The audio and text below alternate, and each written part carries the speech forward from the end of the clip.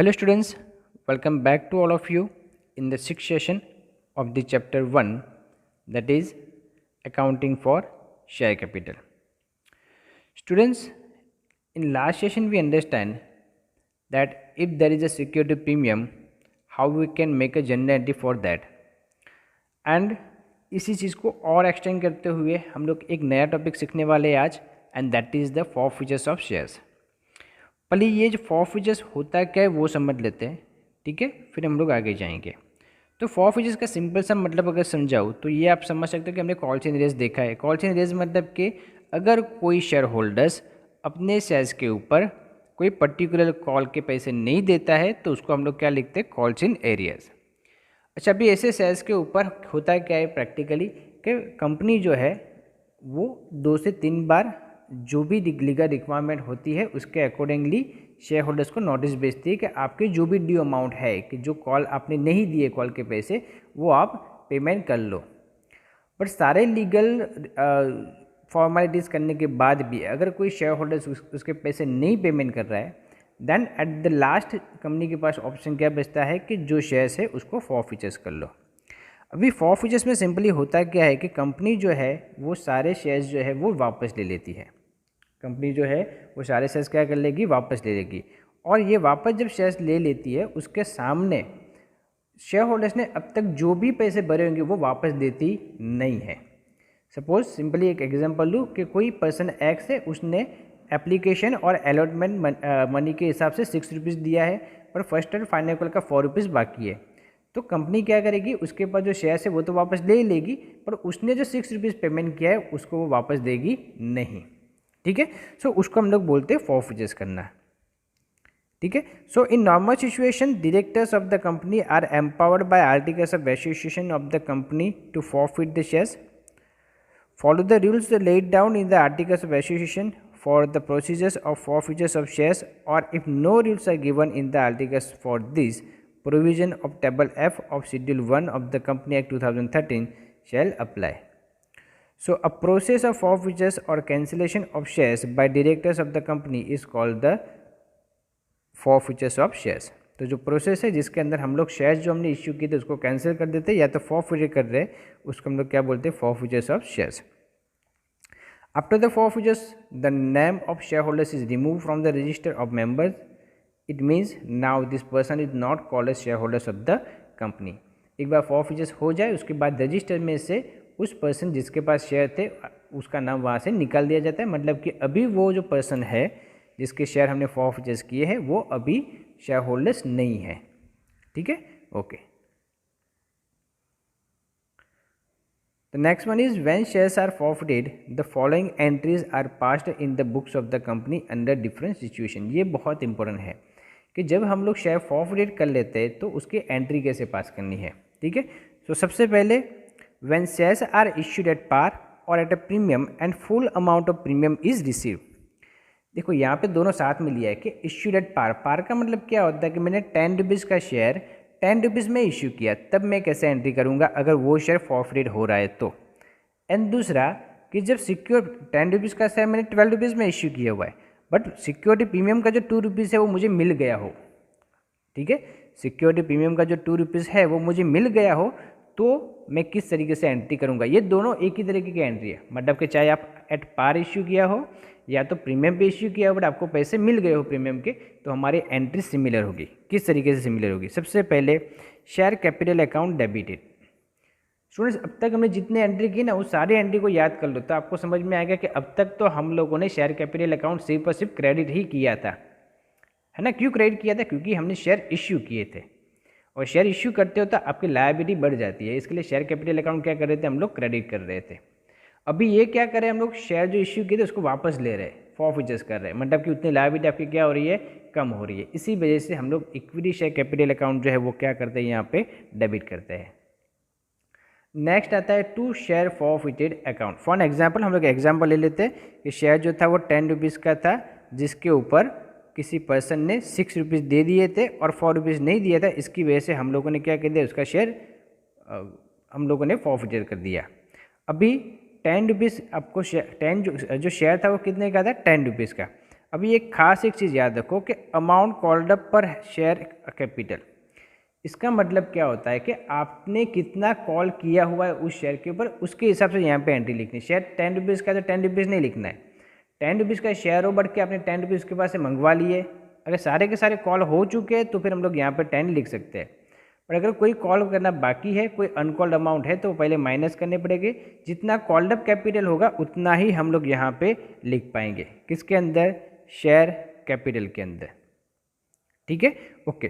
Forfeited of shares, यहाँ पे कौन सा अमाउंट आएगा, जो अमाउंट आपको रिसीव हो चुका है, शेयर होल्डर्स ने जो अमाउंट आपको दे दिया है उसको हम लोग क्या बोलते हैं, वही अमाउंट को हम लोग लिखेंगे टू शेयर फॉरफिटेड अकाउंट।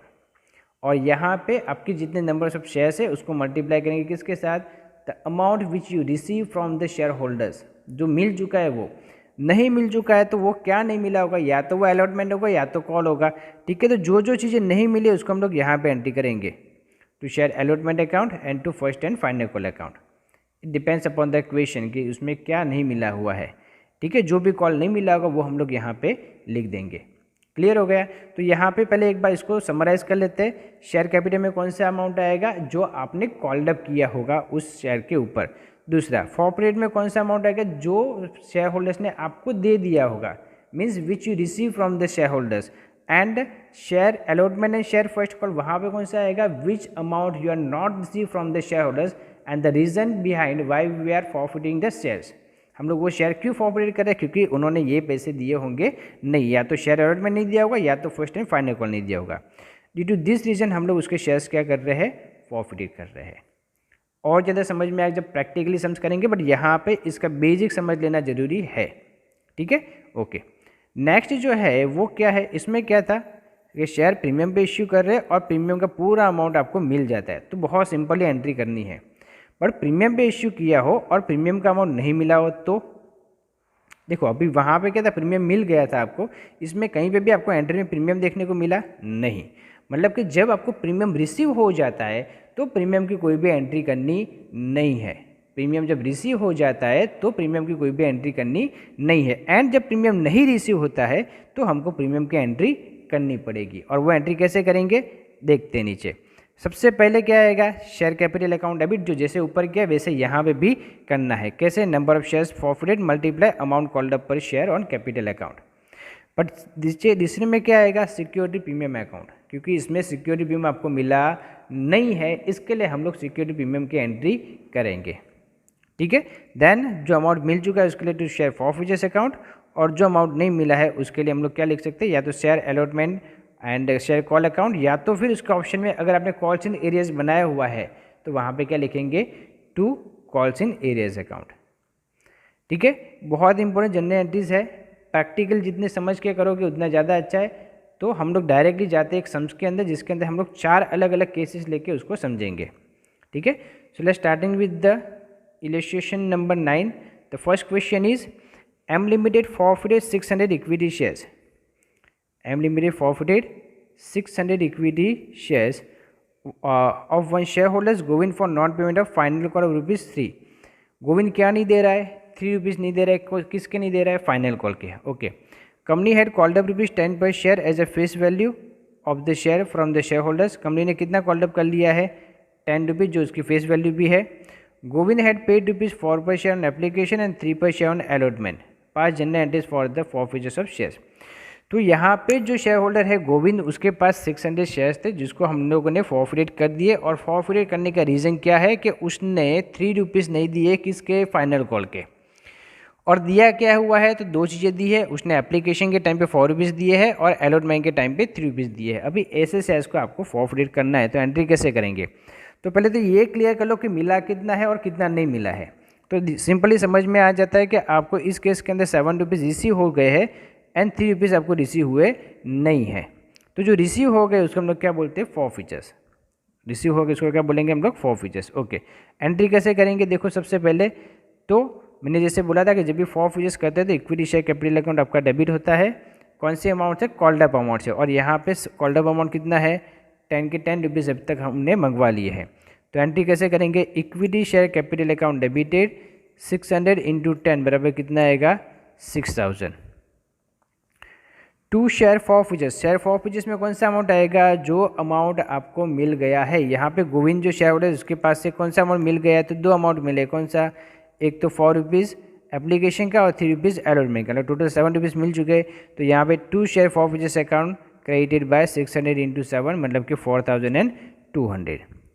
क्या नहीं मिला हुआ है आपको, तो यहाँ पे फाइनल कॉल नहीं मिला है, तो यहाँ पे लिखेंगे to share final call account credit that is 1800। Clear हो गया। Equity share capital account debit कौन से अमाउंट से करना है, कॉल्ड अप अमाउंट से। फॉरफिचर्स के अंदर कौन सा अमाउंट आएगा, जो अमाउंट आपको शेयर होल्डर्स के पास से रिसीव हो चुका है। एंड शेयर फाइनल कॉल में कौन सा अमाउंट आएगा, जो अमाउंट आपको अभी तक रिसीव नहीं हुआ है, वो चाहे अलॉटमेंट का होगा तो अलॉटमेंट भी लिखेंगे, फर्स्ट कॉल होगा तो फर्स्ट कॉल भी लिखेंगे, और फाइनल कॉल होगा तो फाइनल कॉल भी लिखेंगे। Clear, okay. सो ये हो गया हमारा फर्स्ट केस। अभी जाते हैं केस 2 के अंदर। केस 2 में क्या है, यहाँ पे unlimited forfeited 2400 equity shares of ₹10 each of Sri Prema Bai for non-payment of ₹2 per share on share first call, an amount of ₹3 per share on application and ₹3 per share and allotment is received by company from Sri Prema Bai. The company has called up ₹8 per share till date, past journal entries for the forfeitures of the shares in the books of company. तो यहाँ पे अगर share की value देखोगे तो पता चल जाएगा कितनी है, 10 है। पर अभी तक हमने ये 10 रुपीज़ मंगवाए नहीं है। कितने मंगवाए हैं हम लोगों ने, तो 3 रुपीज़ एप्लीकेशन के टाइम पे, 3 रुपीज़ अलॉटमेंट के टाइम पे एंड 2 रुपीज़ फर्स्ट कॉल के टाइम पे। मतलब कि अभी तक हमने उसके पे 8 रुपीज़ ही मंगवाए हैं। जो नीचे आपको लिखा है the company has called up ₹8 पर शेयर टिल डेट, मतलब कि यहाँ पे कॉल्ड अप कैपिटल कितना हुआ, 8। कॉल्ड अप कैपिटल कितना हुआ यहाँ पे, 8 रुपीज़, जबकि शेयर की वैल्यू कितनी है, 10 रुपीज़। ठीक है, तो वो खास ध्यान में रखना है, कॉल्ड अप कैपिटल के ऊपर एंट्री इसकी होगी। ओके, अभी देखते हैं जनरल एंट्री किस तरीके से करेंगे। तो सबसे पहले equity share capital account debited दिख रहा है यहाँ पे कितना है, 2400 इंटू 8 किया, 10 किया नहीं, क्यों, क्योंकि हमने जो लास्ट फाइनल कॉल है ना अभी वो मंगवाना ही बाकी 2 रुपीज़ का, तो 8 रुपीज़ हम लोगों ने उसके ऊपर मंगवाए, तो उसी से एंट्री करेंगे, बिकॉज कॉल्ड अप कैपिटल के ऊपर उसकी एंट्री हमको करनी होती है। टू शेयर फॉरफिचर्स कितना अमाउंट आएगा, तो जो अमाउंट रिसीव हो चुका है, क्या रिसीव हुआ है आपको यहाँ पे, 3 रुपीज़ एप्लीकेशन का और 3 रुपीज़ अलॉटमेंट का, ये आपका रिसीव हो गया है। So to share forfeitures account कितना आएगा, 2400 इंटू 6 मतलब कि 14400 and to share first call account, first call कितने का था, 2 रुपीज़ का, तो वो भी आपको अभी रिसीव हुआ नहीं है, तो यहाँ पे क्या लिखेंगे, to first call account credited. ठीक है, तो यहाँ पे क्या आ जाएगा, 4800, कैसे 2400 शेयर्स थे जिसके ऊपर आपको 2 रुपीज़ के हिसाब से शेयर फर्स्ट कॉल आपको मिला नहीं है, इसकी वजह से हम लोग ये शेयर क्या कर रहे हैं, फॉरफिचर्स कर रहे हैं। मतलब कि बेसिकली आपको इसमें एप्लीकेशन अलॉटमेंट मिल चुका है, फर्स्ट कॉल मिला नहीं है, उसके लिए शेयर फॉरफिचर्स कर रहे हैं। ठीक है, ओके। सो इस तरीके से उसकी एंट्री आएगी। अभी यहाँ पे फिर से एक बार समराइज कर ले, इक्विटी शेयर कैपिटल अकाउंट कौन सा है, तो जो कॉल्ड अप अमाउंट है दैट इज़ 8। फॉरफिचर्स अमाउंट कौन सा है, कि जो आपको मिल चुका है that is ₹6, 3 plus three on application and 3 on allotment. And क्या नहीं मिला है, तो यहाँ पे हमको नहीं मिला है वो शेयर फर्स्ट कॉल अकाउंट, तो इसलिए वहाँ पे क्या लिख दे, to share first call account credited, the अमाउंट कितना आएगा, 4800। Clear, okay. अभी जाएंगे हम लोग थर्ड टाइप ऑप्शंस के अंदर। यहाँ पे क्या है, Q limited had called total 22 पर शेयर इंक्लूडिंग प्रीमियम ₹12 पर शेयर। ऊपर के जो 2 क्वेश्चन देखे उसमें कहीं पे भी प्रीमियम का अमाउंट था नहीं, बट ये वाले क्वेश्चन के अंदर प्रीमियम आया है। जब भी प्रीमियम आए तो पहले ये क्वेश्चन में से फाइंड कर लो कि प्रीमियम रिसीव हुआ है कि नहीं रिसीव हुआ है। रिसीव हुआ है तो अलग तरीके से एंट्री होती है, रिसीव नहीं हुआ है तो अलग तरीके से जनरल एंट्री होती है। देख लेते हैं यहाँ पे। तो एक चीज़ तो समझ में आ गई कि ये 22 रुपीज़ के अंदर 12 रुपीज़ क्या है प्रीमियम और 10 रुपीज़ क्या होगा capital. From the share holders Kinjal had paid ₹15 पर शेयर। ठीक है, किंजल जो है उसने कितना पेमेंट किया हुआ है, 15 पर शेयर इंक्लूडिंग प्रीमियम ऑफ ₹12 पर शेयर। 22 पेमेंट करना था बट किंजल कितना कर रही है, 15 कर रही है, जिसमें 12 रुपीज़ क्या है premium. Okay, on application and ₹4 per share on allotment on her 500 shares.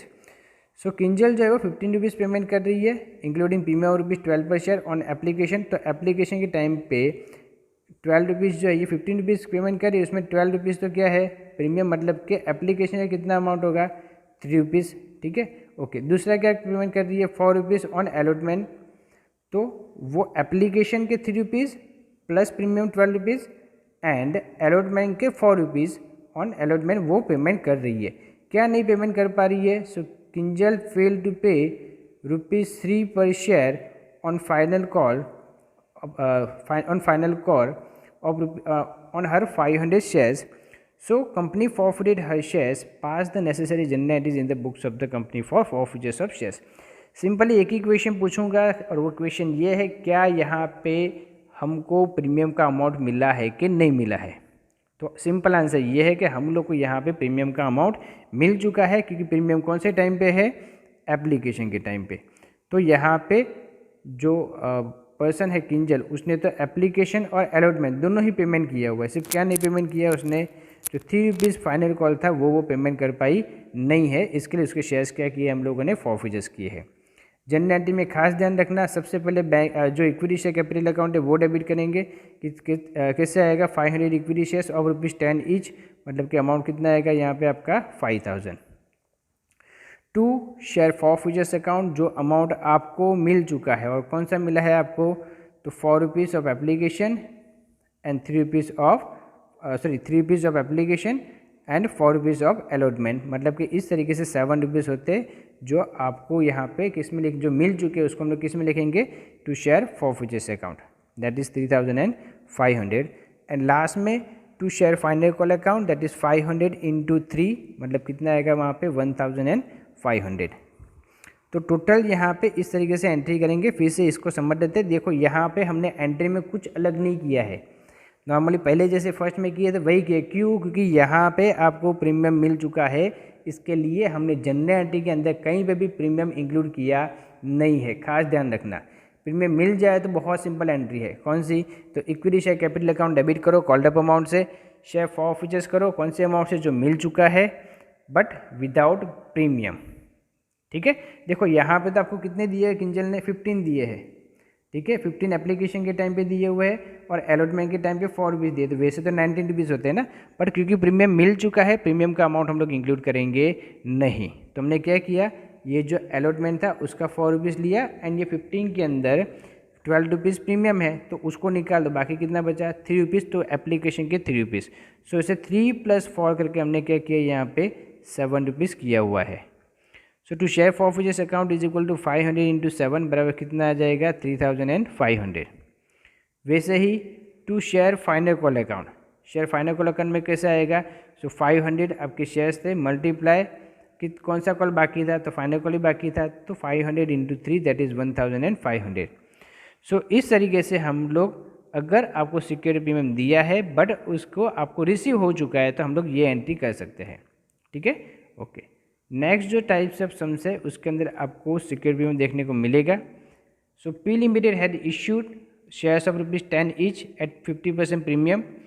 Company had called ₹4 with application, ₹8 bracket में including premium on allotment and ₹3 on first and final call. Sri Jigar, who holds 600 shares, paid only application money to company. The company forfeited his shares after first and final call. Give a journal entry in the books of the company for forfeitures of shares. खास ध्यान में क्या रखना है हम लोग को कि यहाँ पे 10 रुपीज़ का शेयर है, उसको इश्यू कैसे करें 50% प्रीमियम के साथ। तो प्रीमियम का अमाउंट नहीं दिया है, परसेंटेज दिए। 10 रुपीज़ का शेयर है, उसके 50% अगर प्रीमियम है तो 10 रुपीज़ का 50% कर दो तो कितना अमाउंट आएगा, बट ऑब्वियस है 5, मतलब कि 10 रुपीज़ का शेयर और 5 रुपीज़ का प्रीमियम, तो टोटल वैल्यू कितनी हुई share price, that is 15 rupees. अभी ये 5 रुपीज़ जो प्रीमियम वो कब मिल रहा है आपको, अलॉटमेंट के टाइम पे। कब हम लोग रिसीव करें उसको, अलॉटमेंट के टाइम पे। सो अलॉटमेंट के टाइम पे टोटल कितना मिल रहा है आपको 8 रुपीज़। तो 8 रुपीज़ कैसे होगा, उसमें से 3 रुपीज़ होगा अलॉटमेंट का एंड 5 रुपीज़ किसका होगा, प्रीमियम का। ठीक है, ओके। सो वो अभी हम लोग को समझ में आ गया। अभी हम लोग ये शेयर क्यों फॉरफिटेड कर रहे हैं, क्योंकि फर्स्ट टाइम फाइनल को श्री जिगर वो hold 600 shares paid on the application money. तो जो जिगर है उन्होंने सिर्फ एप्लीकेशन मनी पेमेंट किया है, मतलब कि allotment money and first and final call money के पैसे पेमेंट किए नहीं है। अलॉटमेंट मनी पेमेंट नहीं किया हुआ है, इसका मतलब कि उसने प्रीमियम भी पेमेंट किया हुआ नहीं है। क्यों? क्योंकि प्रीमियम कौन से टाइम पे यहाँ पे कलेक्ट कर रहे हैं हम लोग? अलॉटमेंट के टाइम पे। इसका सीधा सीधा मतलब क्या होता है कि यहाँ पे आपको सिक्योरिटी प्रीमियम मिला नहीं है, और जब प्रीमियम नहीं मिला होता है तो प्रीमियम की एंट्री करनी पड़ती है। आ रहा है समझ में? ये स्लोगन याद रख सकते कि जब प्रीमियम मिल चुका है तो प्रीमियम की एंट्री करनी नहीं है, बट जब प्रीमियम नहीं मिला है तो प्रीमियम की एंट्री हमको करनी पड़ेगी एट द टाइम ऑफ कि जब हम लोग शेयर्स को फॉरवर्ड कर रहे हो। क्लियर? ओके। अभी देखते हैं इसकी जनरल एंट्री किस तरीके से हम लोग लिख सकते हैं। फर्स्ट तो सेम ही है, that is equity share capital account debited, that is 600 into 10 बराबर 6000। सिक्योरिटी प्रीमियम का अमाउंट कितना है? 5 रुपीज़, मतलब कि security premium account debited 600 into 5, तो वो अमाउंट कितना आएगा? 3000। अभी फॉर फीचर्स, तो यहाँ पे वो क्या दे रहा है वो हमको ढूंढना पड़ेगा। ठीक है, जो हमको यहाँ पे दिया हुआ है कितना है? 4 रुपीज़ एप्लीकेशन मनी जो है वही सिर्फ दे रहा है और कुछ दे रहा नहीं है। तो जितना दे रहा है वो क्या है? जितना रिसीव हो चुका है वो क्या है? फॉरवर्ड, मतलब कि to share forfeitures account debited by 600 into 4 बराबर कितना आएगा? 2400। लास्ट में क्या बचा? टू अलॉटमेंट अकाउंट, जो नहीं मिला वो। तो क्या नहीं मिला यहाँ पे आपके पास? तो टू शेयर अलॉटमेंट अकाउंट। खास याद रखो, जब भी आपने प्रीमियम की एंट्री की है यहाँ पे तो नीचे भी उसकी एंट्री आएगी। देख रहे हैं यहाँ पे टू शेयर अलॉटमेंट कितने से क्रेडिट किया है यहाँ पे? तो 600 शेयर्स मल्टीप्लाई 8 किया हुआ है। क्या किया हुआ है? मल्टीप्लाई 8। तो ये जो अमाउंट है वो क्या है? Including premium. तो यहाँ पे इंक्लूडिंग प्रीमियम वाला अमाउंट यहाँ पे होना चाहिए। ठीक है, पहले तो क्या किया हमने? टू शेयर फॉर फीचर्स जो रिसीव हुआ है वो, एंड टू शेयर अलॉटमेंट जो रिसीव नहीं हुआ है वो। पर यहाँ पे क्योंकि किसकी बात चल रही है यहाँ पे? सिक्योरिटी प्रीमियम की, वो रिसीव नहीं हुआ है, तो यहाँ पे प्रीमियम के साथ हम लोगों ने अमाउंट लिखा है। And the last one is to share first and final call account credited, मतलब कि लास्ट जो कॉल बचा, ठीक है, हमारे पास टोटल 10 रुपीज़ का शेयर था, उसमें से 4 रुपीज़ फॉर फीचर्स के टाइम पे, 3 रुपीज़ अलॉटमेंट के टाइम पे, और बाकी जो बचेगा 3 रुपीज़ वो कौन से टाइम पे आएगा? Share first and final call के टाइम पे। तो जो नहीं मिला उसमें आपको लिखना पड़ेगा to share first and final call account credited 600 into 3 that is 1800। इस तरीके से हम लोग छोटे छोटे सम्स का अभी हम लोग सॉल्यूशन कर रहे हैं, फिर आगे जाके ये सारे सम्स जो है वो जॉइंट हो जाके हमारा एक कंप्लीट सम बनेगा। अब तक हम लोगों ने कॉल्स एंड एरियर्स देख लिया, प्रीमियम देख लिया एंड फॉरफिटेड देख लिया। एक और टॉपिक बाकी है, that is ratio of forfeited shares, वो खत्म हो जाएगा, फिर हम लोग एक कंबाइंड सम्स देखेंगे। Okay students, I hope you enjoy this session. Thank you very much.